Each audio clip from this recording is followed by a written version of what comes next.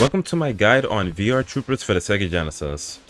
Now in this video I'm going to go over some of the basic stuffs like the controls and movement and attacking. And I'm going to explain some of the more advanced, I should say more not as obvious stuff. But if you want to know everything about this game and more, then you can check it out in the link in the description. I have a guide there that explains everything about this game in full. So without further ado, let's get straight into it. So the first thing I'm going to talk about is movement. Obviously you can move back, forward, and you can duck, and you can jump. But you can also run in this game, and you do this by double tapping forward, or you can double tap back as well. And this doesn't affect momentum, like if you jump forward or you run and jump forward, it's the same. The only exception is if you run and then you stop and immediately hold up, and you get this like short jump. You don't go as far as you just like forward jump normally. Like not as much distance. So that's movement. It might feel a bit off to you, like maybe there's a sort of delay or maybe like it won't come out, but you should get used to it in no time. Now to talk about attacking, or I should say what the face buttons do. So this is a 3-button game. While the extra 3 buttons are used, they are not mandatory in order to do everything this game has to offer. So it's A, B, C. A is to throw, and like so. B is punch, and C is kick. Now, I should talk about, before I go over command numbers, I want to talk about throwing first. So throwing is kind of useless. Sure, you're not able to block it, but the problem with throwing in this game is that if the opponent is crouching, you're not able to throw them at all. And the same goes for you, so if you're crouching or whatever, like they won't be able to throw you. So even though throwing should be good, it's not, because if the opponent can just crouch and there's nothing you can do about it. You can't throw them until they stand up. Now as for attacks, this is where it gets interesting. So not only do you have some like standing attacks, like you could punch while and kick while standing, or you can crouch. But you also have some command normals, and these are done by hitting a direction and a button at the same time. It can vary, so using Ryan Seal as an example, I can do a sweep by pressing down and back plus kick. I can do a roundhouse, which is up and back plus kick. He can punch rapidly if you press punch in a rhythm, or if you press it really fast.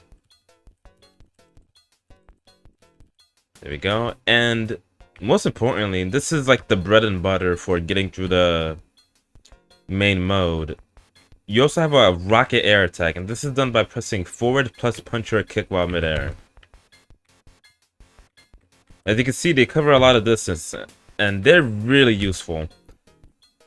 Now, before I go into special moves, I need to talk about the main... This is more of a personal gripe I have with this game, but there's no combos, and the reason is because when you hit an opponent in this game, they're considered invincible until they get out of the animation.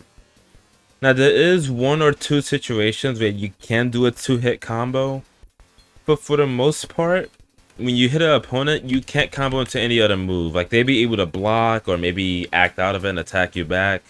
Combos just don't exist. Like you could even jump in with an attack and like it won't combo.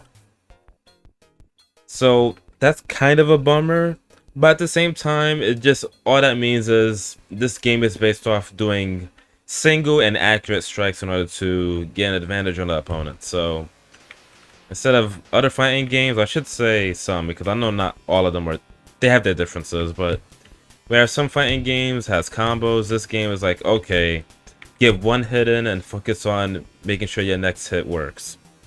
So now that I got that out the way, I can talk about special moves. Special moves are very interesting. Unlike plenty of other fighting games, special moves have a cooldown.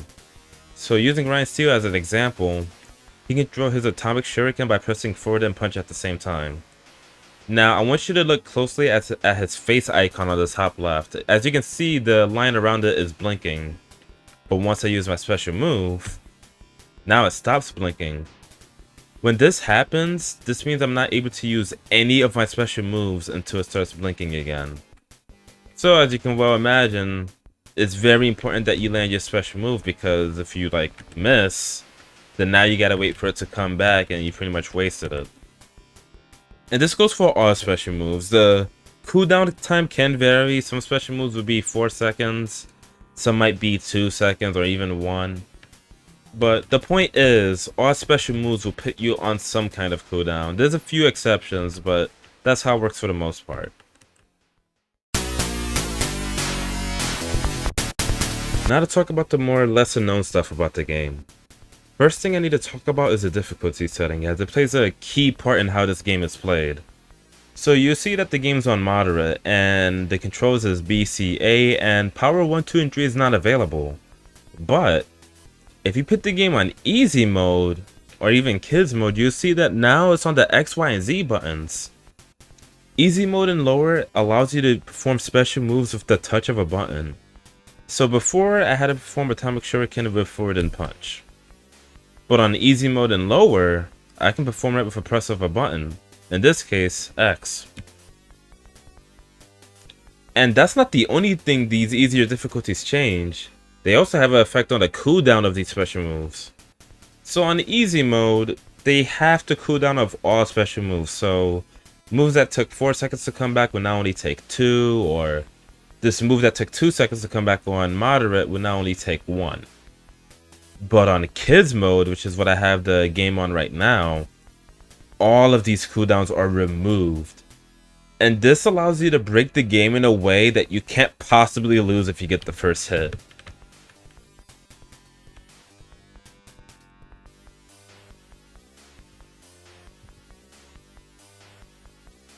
So if you want to talk about breaking the limits, and if it's something you really enjoy, then this is the game for you. You can put it on kids mode, you can have a blast, and you can pretty much go crazy with this game. It's very interesting.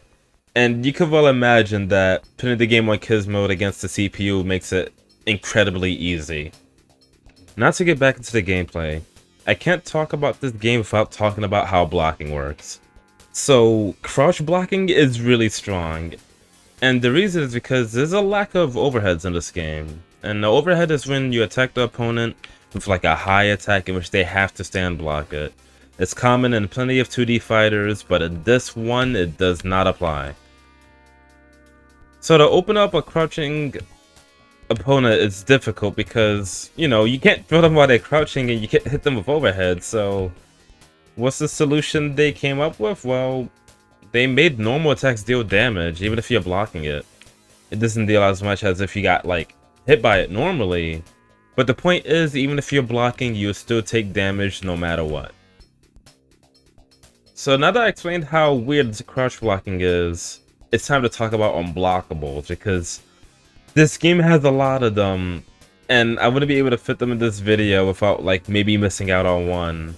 But there are plenty of unblockables in this game.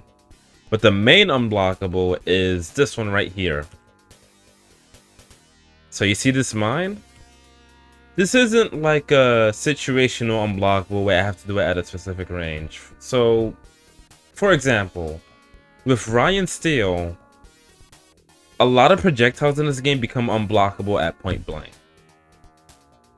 So I'm gonna try to crouch block this because obviously stand blocking is just horrible for some reason. And you can see that if I space it right, it became unblockable, like right there.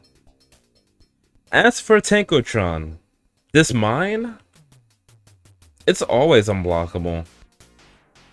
So even, like, you can see that even Ryan Steele, the character on the left, didn't even try to go into block despite me holding back. So this leads into a very weird game where you're not only depending on single accurate strikes to get damage on the opponent, but you're also going for unblockable attacks in order to force them out of crouch block. And that's pretty much the meta of this game. It gets crazier when you look at characters like Darkheart, who I'll explain all of these characters during the main walkthrough, but it gets a little messy. Speaking of unblockables, there's an unblockable you can do with most of the cast, and all you need is a good projectile. And how you do this unblockable? Well, first you want to knock down an opponent, so let's say sweep. And as they're getting up, if you draw a projectile and it touches their body right when they're about to get up on the animation, they won't be able to block it. So let me try to time that right now. And right there I timed it wrong, but if I time it right, it becomes unblockable.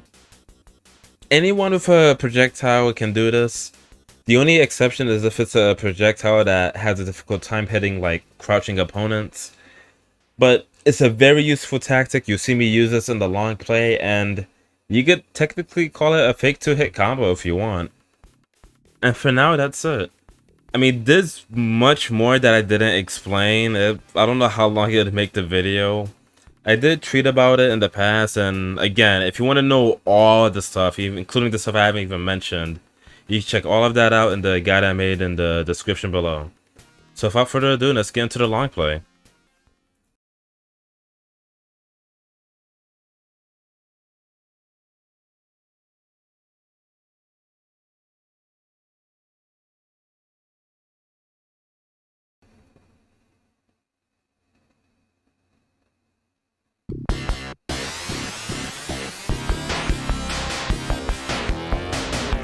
It is early morning and all is quiet at Tao Jojo.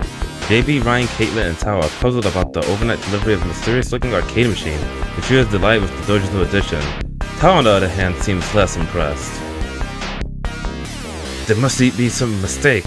I'm going to find out the name of the delivery company and have it removed as soon as possible. As soon as Tao leaves the room, the game comes to life on its own. JB, Kaitlin, and Ryan are mesmerized by the strange patterns flickering on the screen. This machine is hypnotizing us. We're going to have to use our trooping powers to break its hold on us. Ryan, Kaitlin, and JB hold their transformation virtualizers and speak the words that endow them with special powers.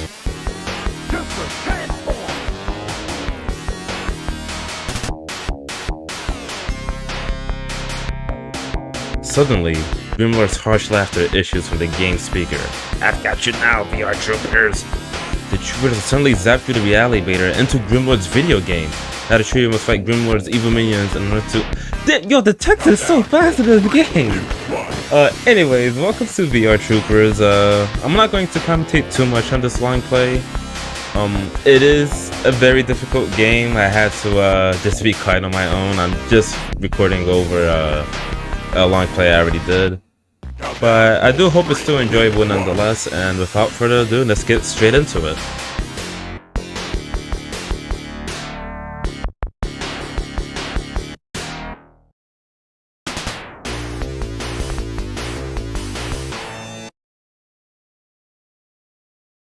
Alright, so in the story mode, you're able to switch between each of the 3 troopers in each fight. So first off, we got JB Reese. He's pretty decent. Kaitlin Star, she's technically the worst one to use. She isn't that good in this game. And of course, Ryan Steele. And our first opponent is Tankotron, so let's get into it.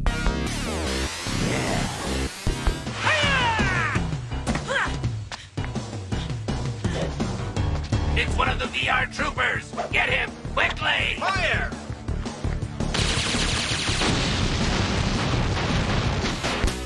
So, okay, before I go into Tankotron, I need to talk about the strategy I use for this game. To get far in this game, you need a good air game and a good ground game. And what I mean by that is, on the air, when you're mid to full screen, you want to use a lot of jump attacks, preferably like jump kicks and the rocket air kick when you press forward and kick at the same time. And forward and punch could work too in the air, but I prefer forward and kick. But now when you're close up and close range, you want to use your sweep, which is down, back, plus kick. And what's really good about this move is that not only does it have a good range, but the CPU rarely blocks it. And if you know from the advanced section earlier in the video, when you get a knockdown, you can time a projectile so that it hits them right when they get up, which would become unblockable. So that's the strategy I use for most of the run, and that's pretty much what you're gonna see a lot. As for Tankotron, if this is your first time playing this game, he's probably gonna destroy you, because you can see him messing me up right now. That mine is unblockable, you can't block it at all. this guy is dangerous. So if you don't have a strategy ready like I did, then you're in for one hell of a show.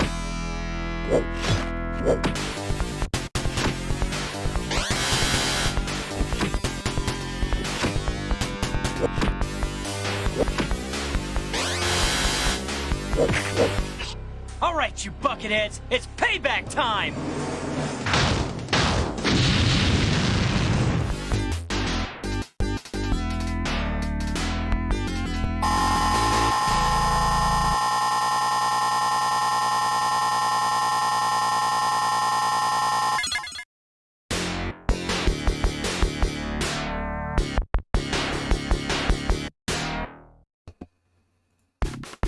Alright, so this is the battle grid. This pops up every time you beat a stage, and it may say 10 seconds now, but it increases by 10 seconds the further you get.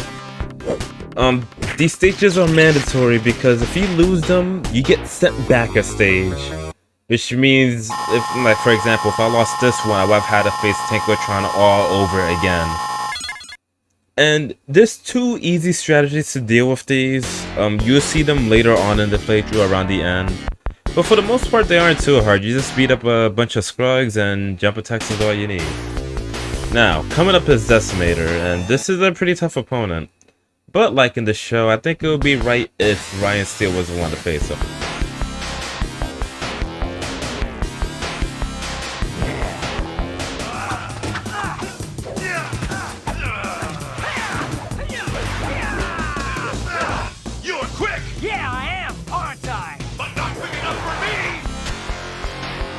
Tankotron was pretty difficult, but unfortunately, Decimator is just as hard, if not harder.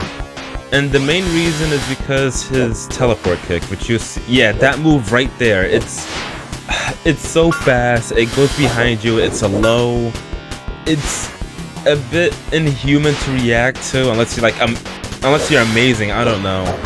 But it's very difficult to react to, the cooldown is short, and it's such a strong move. Even in versus play, it's really good.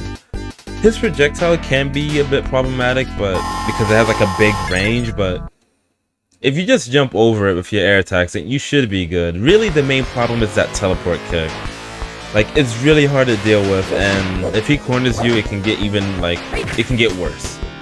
Thankfully, the same strategy still works. Again, I'm going to use it throughout the rest of the playthrough. And this is a good time for me to mention that on Manic mode, on the hardest difficulty, the AI, their cooldowns is way faster than yours. Like, I mentioned that on moderate and above, like, some moves would take like 4 seconds or whatever. Like, you use a move, and for 4 seconds you can't use the other special moves. And yes, I did lose a round there. And of course I do pull through, but on Manic mode, your moves still take that long, but for the CPU, it's like, how can I say this? You're playing on moderate mode rules, but it's like they're playing on easy mode rules, so they're getting their moves way faster than you are, so your move is like taking 4 seconds and theirs is taking 2 seconds. Like, it's really unfair. And I think they have a slight damage buff because some of their moves are doing a bit more than they should be dealing. But again, just stick with the same strategy and you should be fine. Lightning Hand Command, now!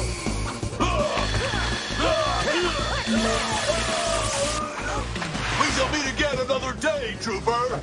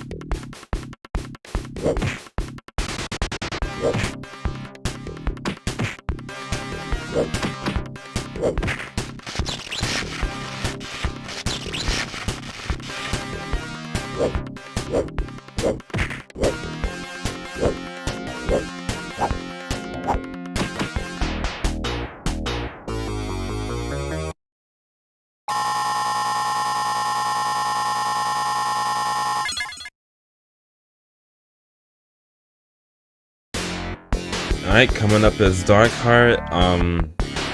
This is a very powerful character.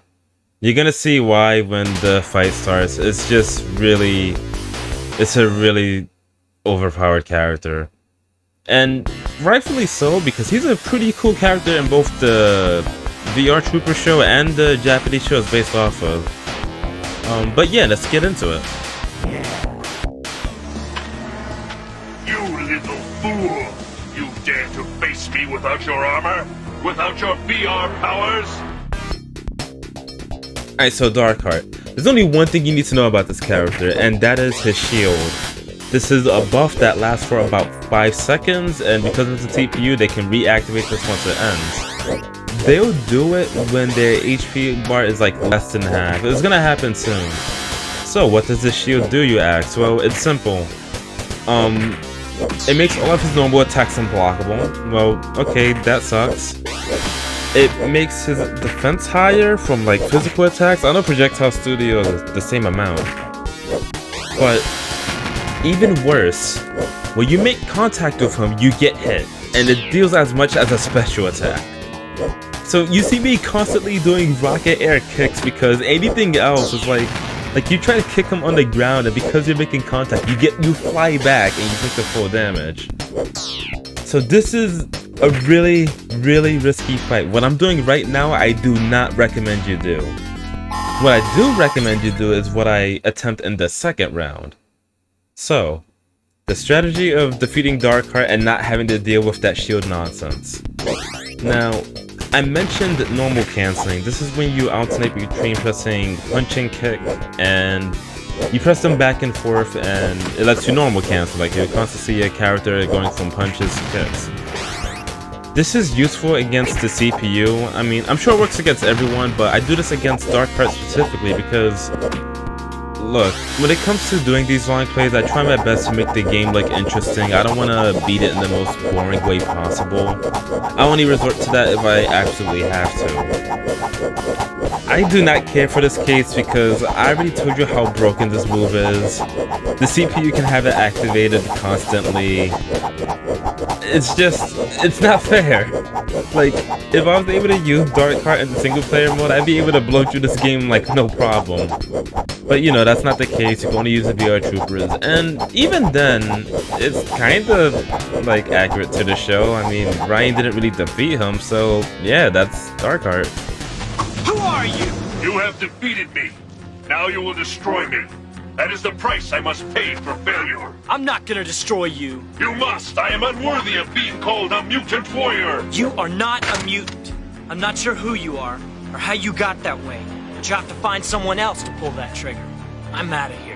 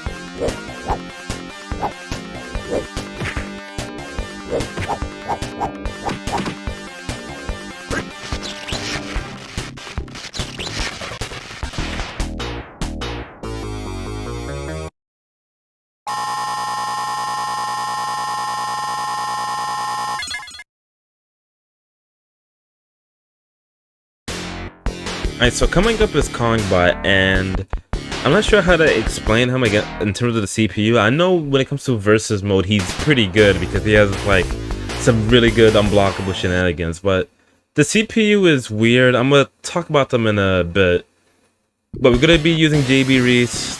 We're gonna keep it real with the show. Episode 1, you already know. Let's get into it.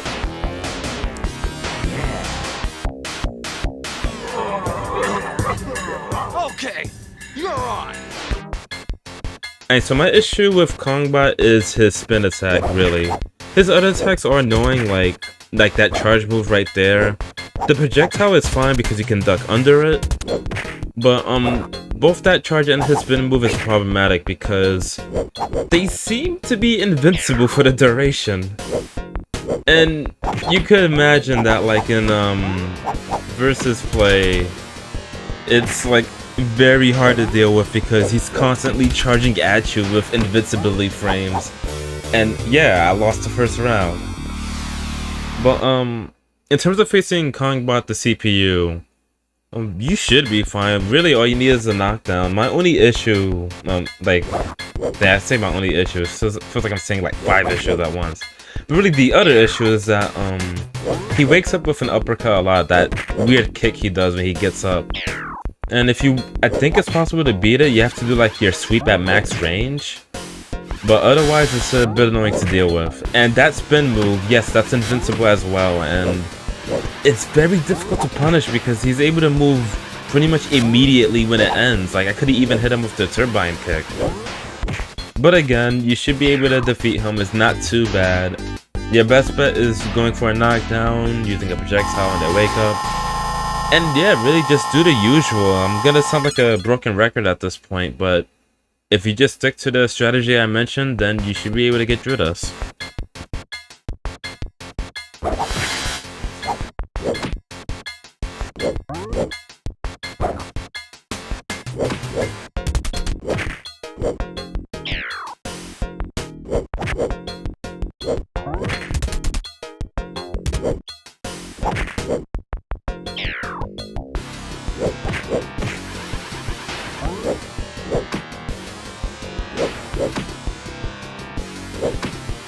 Laser last command! Now! Let's see if it works.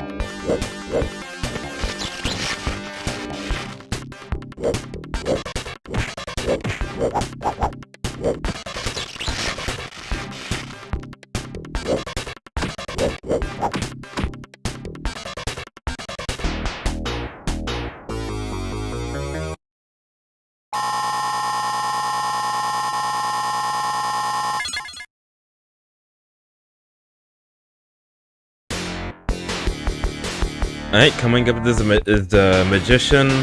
I'm not really gonna say anything at all for this fight because this fight is really easy. I really don't have to say anything for this. I'm just going to pick Ryan Steele.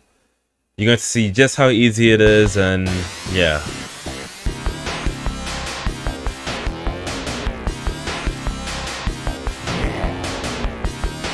Okay, Houdini, where are you? I see we have a volunteer in the audience! Where's your top hat? I was looking forward to knocking it off.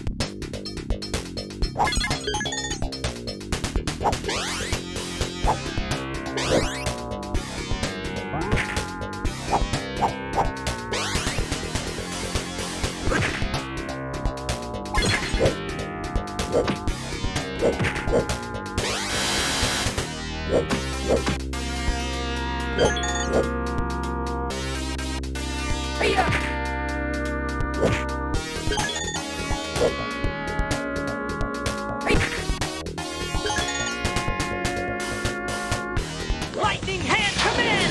Now!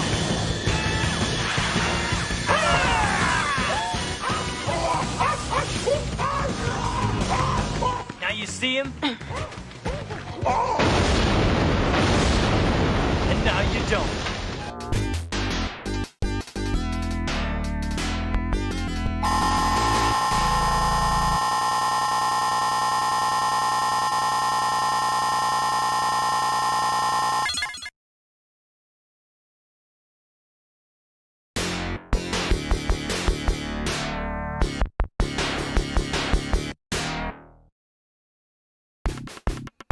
Alright, time for another Battle Grid stage, and I'm talking here because this one in particular, I pretty much decide to use one of the tricks I mentioned earlier, where I mentioned how there's two alternate ways to deal with this stage. You're seeing the first one here, or I should technically say the second way, because the first way is just to, you know, fight against the Skugs and, like, defeat them.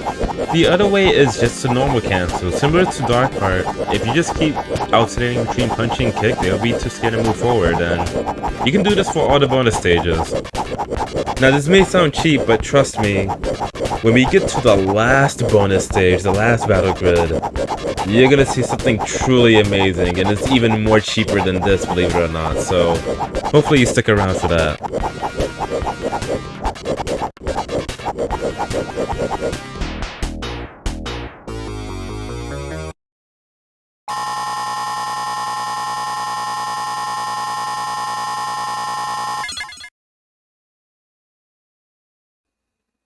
Alright, so coming up is the clone, so you're gonna face JB, Reese, then Kaitlin, Star, and then Ryan Steele. They kinda act the same as the other AIs for the most part. They'll do their special moves like whenever possible. You know, they have their little cooldowns. So just do the usual and you should be good. I can't really explain these in any other way. JB, Kaitlin, what is wrong with you guys? Skugs are easy. But you can't win against this. Super transform. We are the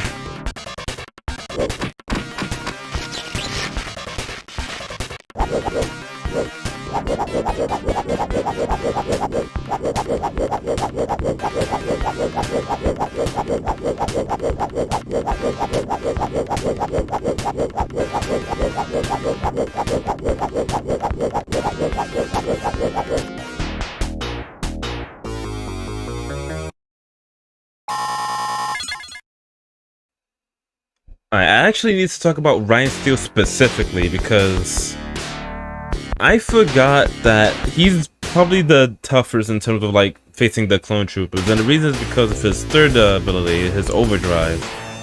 It makes him move faster. It makes all of his animations faster, and it's really good. You see that happen in a bit.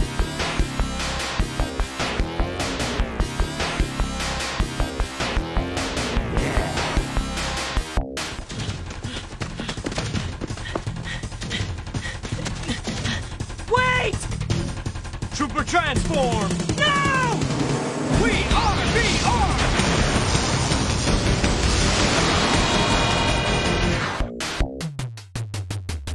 So, similar to Tankotron and Darkheart, you see Ryan Steele use it when his HP is like low, around 25 or 30%, the overdrive, where he gets a buff and he starts blinking white.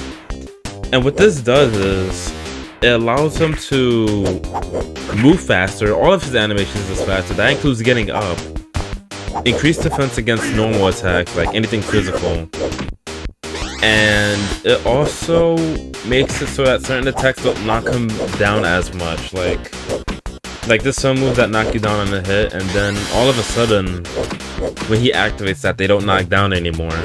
The biggest problem with this fight really is the speed, I think, because he's faster. That his animation, it includes his wake up animation too. So what happens is, thankfully I got it right there, but what happens is you lose the timing on his wake up animation. So you have to use your projectile even quicker after a knockdown because he gets up really fast. But once you do adapt to his speed, you should be good.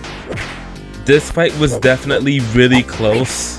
Like, this could have ended any other way. Thankfully, I got the win at the end, but this was a really close fight, and thank goodness, because this is going to be the... Coming up is a really easy fight, and I'll get into that later.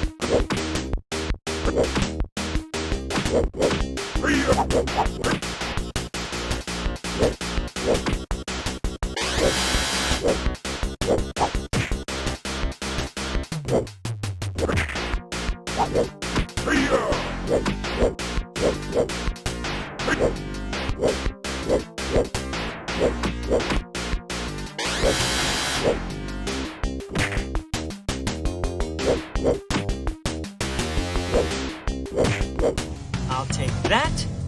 See ya, you wannabe. Phew. After this, I don't ever want to look in a mirror again.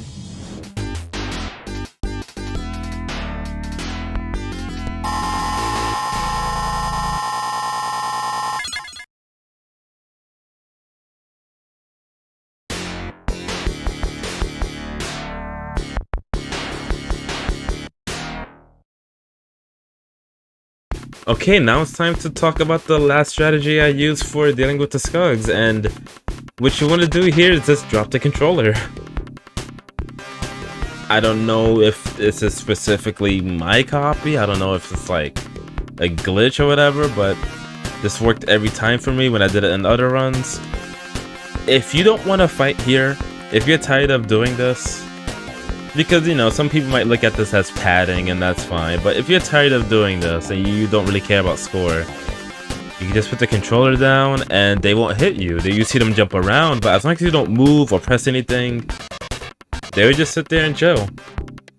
So I guess it's a good time to, like, mention a few things. VR Troopers, obviously it's a show that came out around the time of Power Rangers.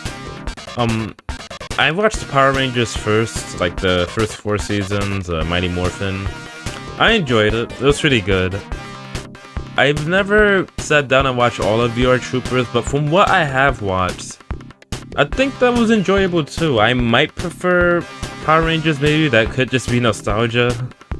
But to VR Troopers' respect, I really do like this show, and I think watching it made me appreciate this game a bit more than I should have. And I'm not gonna talk about Saban's Max Rider. That's another beast that I don't want to watch. Anyways, that was the bonus stage, and coming up is the final boss, and this is very, very disappointing. Oh man, you see. Anyways, I guess I might as well read out these lines. Remember, Kamelion can turn into any of Grimlord's mutants at any time, so you have to be ready for anything. This would be your most difficult battle trooper, but I know you can beat Kamelion and escape Grimlord's trap. This text goes by so fast. I've been saving Kamelion for a special occasion, trooper. As soon as he dispenses with you, I will break down the reality barrier once and for all. Yeah, that's my half-assed impression, I guess. But look at this boss, look at his animation, his sprite, like, it looks so cool! This boss fight sucks! And the reason is because Kamelion can't jump or block, and I could just leave it at that, really, but he can't jump, he can't block, he only has 2 attacks that involves charging at you, and he can transform into another character for like 10 seconds, but if you don't give him the chance, it doesn't matter. I really hate that this fight is disappointing. It could have been so much cooler, man. But this is the final fight, and I guess it's technically a break from the madness that was some of the earlier opponents, mainly like characters like Darkheart or Tankotron. But this could have been way cooler. But hey, coming up is ending soon, so we're gonna wait for that to happen. And yeah, this is the final boss. I can't say that I'm not impressed. Actually, yeah, I can.